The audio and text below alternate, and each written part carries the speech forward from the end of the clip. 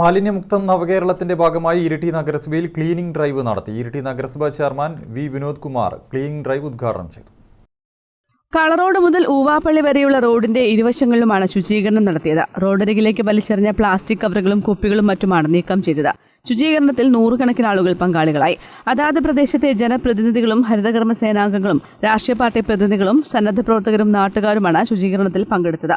വാഹനങ്ങളിലും മറ്റും പോകുന്നവർ അലക്ഷ്യമായി വലിച്ചെറിയുന്ന മാലിന്യങ്ങളാണ് നീക്കം ചെയ്തത്.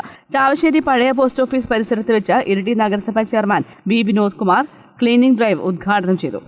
മുമ്പൊക്കെ തന്നെ മാലിന്യങ്ങൾ അലക്ഷ്യമായി വലിച്ചെറിയുന്ന സ്ഥിതിയുണ്ടായിരുന്നു.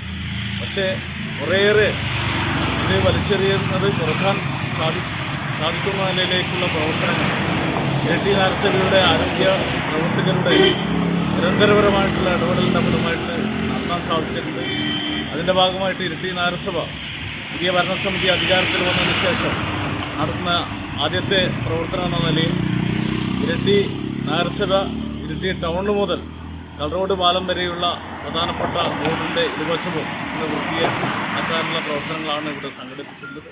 വൈസ് ചെയർപേഴ്സൺ കെ സോയ അധ്യക്ഷത വഹിച്ചു. നഗരസഭാ സെക്രട്ടറി കെ അൻഷിത, കൗൺസിലർമാരായ K P Ajesh, K Anitha, clean city manager K V Rajeevan, public health ഇൻസ്പെക്ടർമാരായ A S Sandeep, V M Swapnasree തുടങ്ങിയവർ സംസാരിച്ചു.